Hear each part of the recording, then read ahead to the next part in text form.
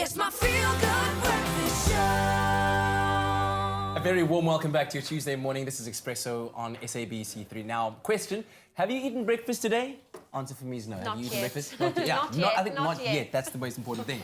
Now, the week of the 9th to the 15th of October marks National Nutrition Week. And studies have shown that 1 in 5 South African children skip breakfast. However, research does show that there are many health benefits associated with eating breakfast regularly. And here to help us digest everything we need to know about the dangers of skipping breakfast is registered dietitian from the Heart and Stroke Foundation, Bianca Tromp, as well as our trusted medical professional, Dr. Darren Green. A very good morning to you, Bianca. Dr. Darren Green, good morning to you. That's right. And we also will be opening up our lines. If you have a nutritional related question, feel free to call us. That number is 021-430-9881. But let's start off with the phrase that I love to use, and we've used it a lot, is breakfast is the most important meal of the day. Bianca, is that true? It's rightly called the most important meal of the day because breakfast can contribute to the bulk of your vitamin, mineral, and fiber requirements of the day. Breakfast is especially important for children because children that go to school perform better academically if they're having breakfast. They have better attention span and they have better problem-solving skills. So breakfast truly is the best way to start your day. Yeah. Is there a perfect time to eat breakfast? So breakfast actually means breaking your fast. So it's the first meal you have after your longest fasting period, which is usually when we sleep.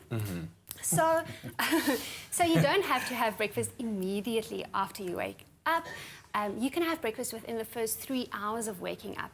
Any food you have in those 3 hours is still considered breakfast. Okay, I'm busy doing the maths now. I'm like, Yeah. 4 o'clock, 5 o'clock, 6 o'clock. Okay, I should be eating soon. Very interesting. Now, when it comes to breakfast, what type of breakfast is the best way to really get your day going? I mean, I range from loving, my egg in the morning to just having cereal. I know that's a little bit more sugary filled generally, but what would you say? Okay, so cereals don't necessarily have to be sugary filled cereals. Just make your healthy choices. But a healthy breakfast should consist of at least one food group, and this does not include coffee and tea. Okay. Oh, I didn't know. But to make it healthier, to increase the nutrient density of your meal, include more than one food group. Like, for instance, when you're having your cereal with milk, you're including 2 food groups. If you're having a piece of brown bread or piece of toast with beans, you're having 2 food groups, so that it just increases the nutrient profile of your breakfast and keeps you fuller for longer. Yeah. Dr. Green, is this something that you are focused on at home, waking up in the morning, making sure that the kids are having breakfast and running around, I'm sure, because they're very energetic, you boys. Good question. Yeah. No, we have to, because I think brain food is essential, like you alluded to earlier on, for concentration spans and focus. So you actually need a good sustained release of energy throughout the morning period until they last to their first break or lunchtime. So you need to make sure that what you're feeding them also doesn't cause, rapid spikes in the blood sugar levels and an insulin response, because there's a myriad of conditions associated with increased insulin responses.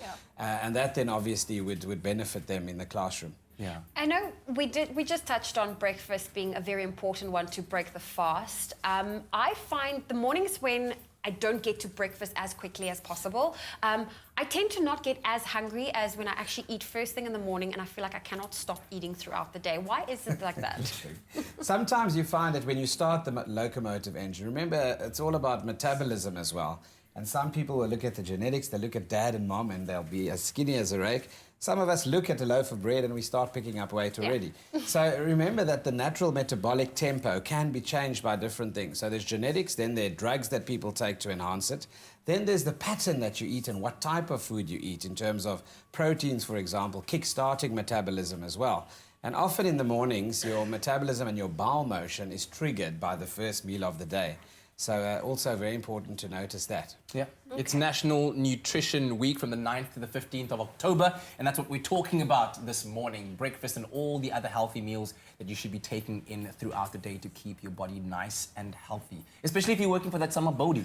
Yeah. Because some are body, some are not.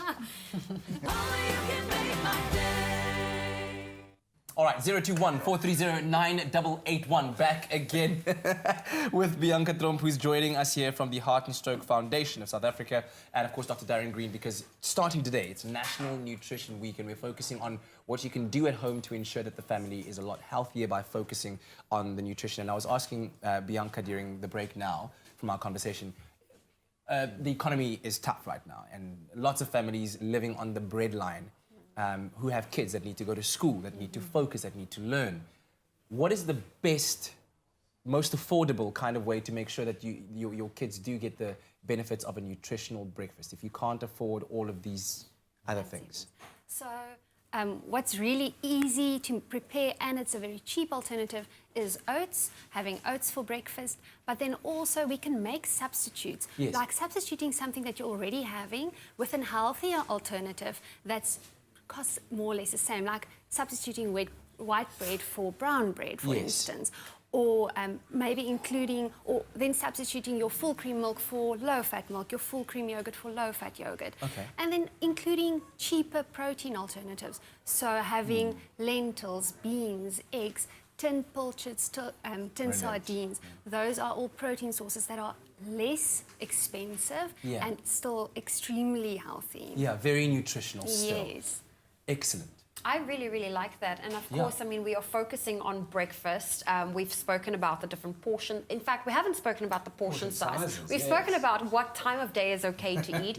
But when it comes to portions, The bigger the better. I don't know. How do you tackle breakfast? What's not the a good right breakfast way? That. No, Syrup and no. syrup and go on. flapjack. Just, And there's like 2, 4, 6, 8, 7.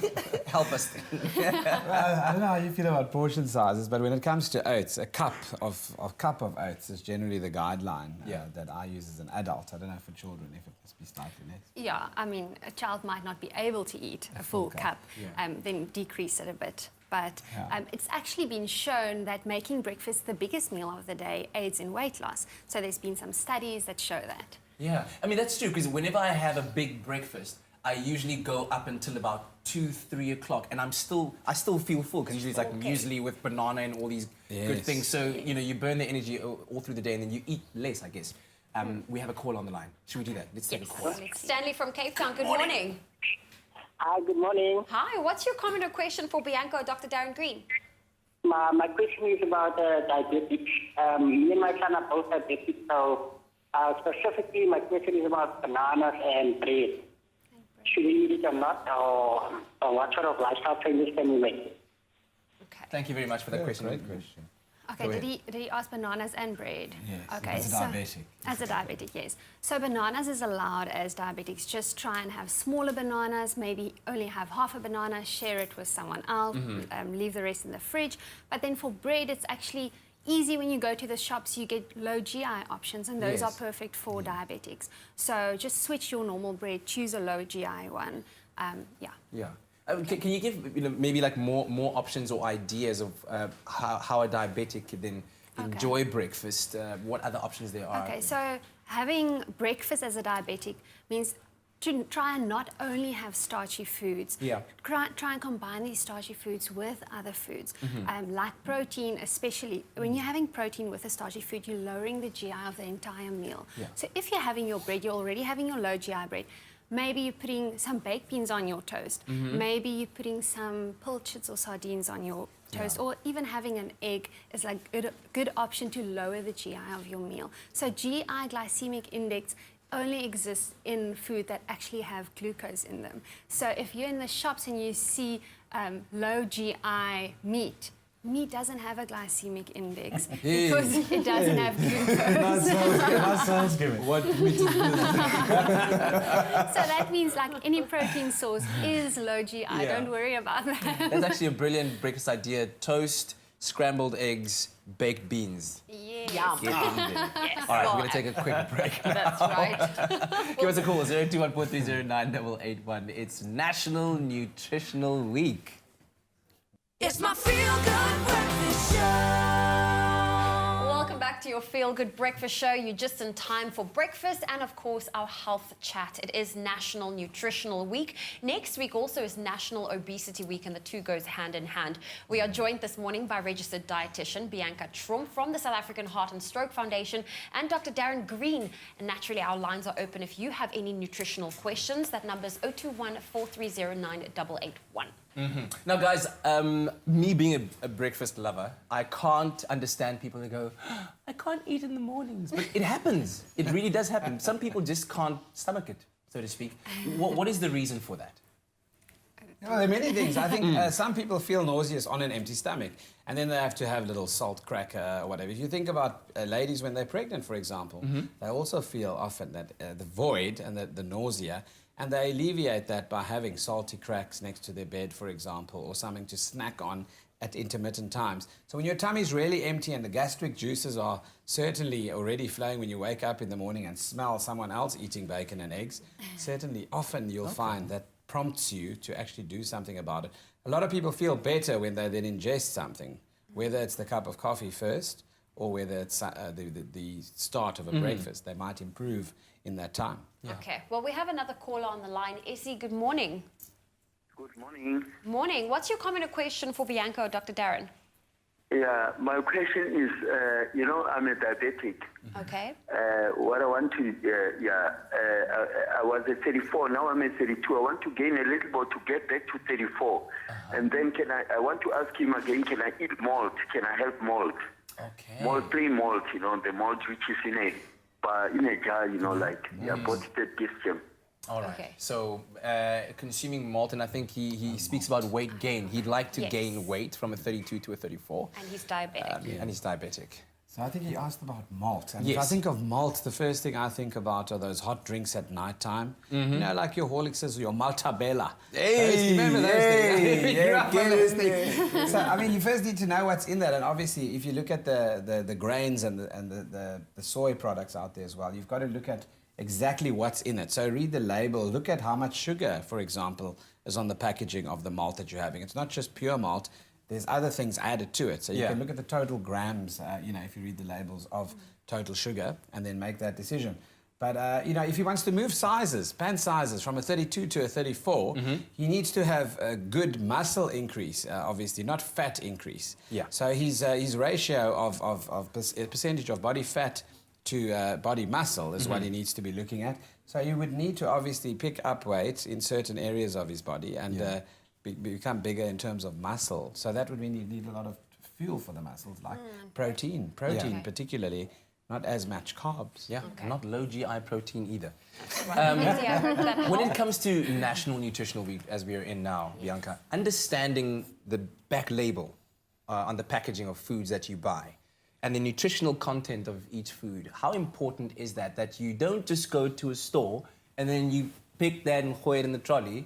Take a moment to actually reflect and read what's at the back where it says, 50 grams of carbohydrates, of which so much percentage is sugar, and what. How important is that? Okay, so it's definitely important. Have a look on the back of your packaging. So you'll find the ingredient list there and you'll find the nutrition information table that you've been talking about. So the ingredient list will actually list the ingredients in order of descending quantity or percentage of what is found in the product. So you don't want sugar or salt or fat to be one of the first three ingredients listed. Wow. So especially some of the products are marketed as healthy, especially with breakfast foods. Just take the package and read the first three ingredients. If one of those are sugar, then you know this isn't a healthy option, especially for your children. And especially children marketed cereals. You'll find sugar the first or the Tastes second good, on you the see. I like the taste. Very. And then look out for other words like sodium means salt as well.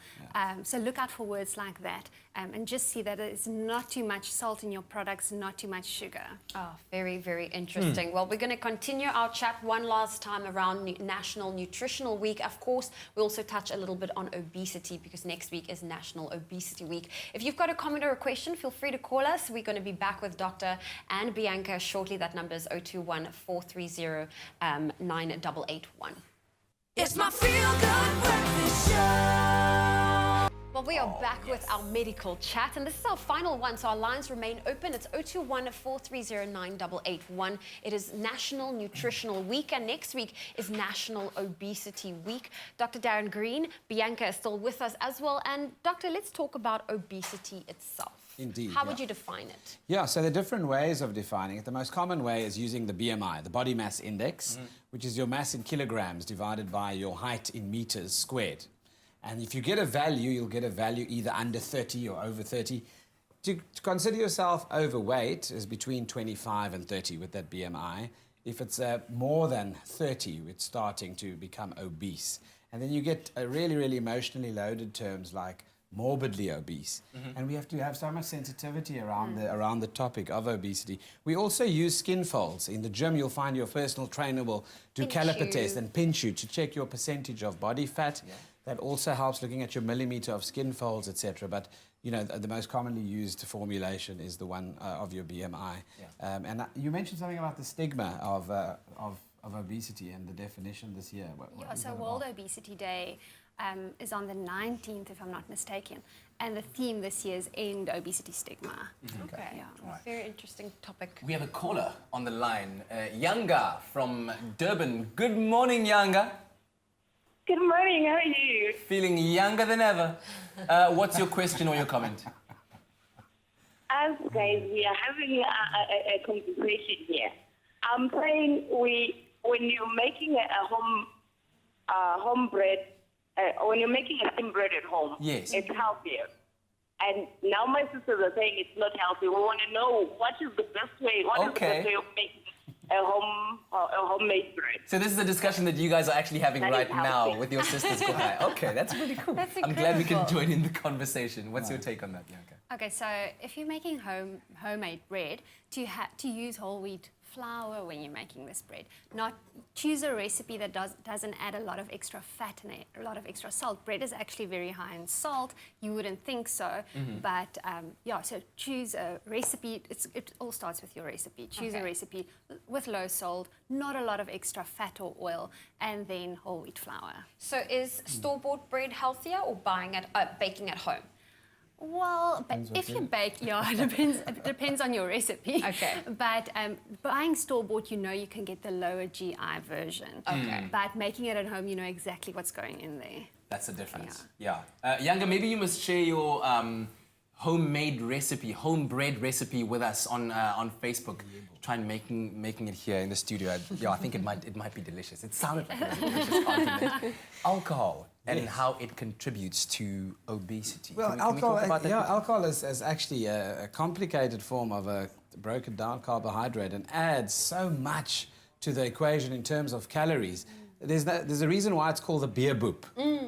Because it's the hops, it's the beer, it's the alcohol, it's the yeast. All those things contribute to you developing, especially in South Africa, the beer pens. Yeah. So, I mean, so definitely calories. It also utilizes certain enzymes in the liver when you break down alcohol and you exhaust then certain enzymes that are involved with other metabolic pathways in digesting certain food groups like carbohydrates and fat storage, for example. So alcohol specifically also has a very direct bearing on your triglycerides.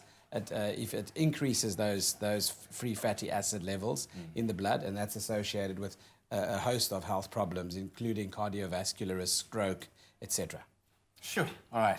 So much for us to take in terms of information, especially with this being the start of National Nutritional Week. Thank you very much to both of you for joining us, and we hope that was an enlightening conversation for you, and that it'll certainly just open up your mind to the world of what it is that we consume, what we put into our bodies, and how it can better serve to create a healthier lifestyle.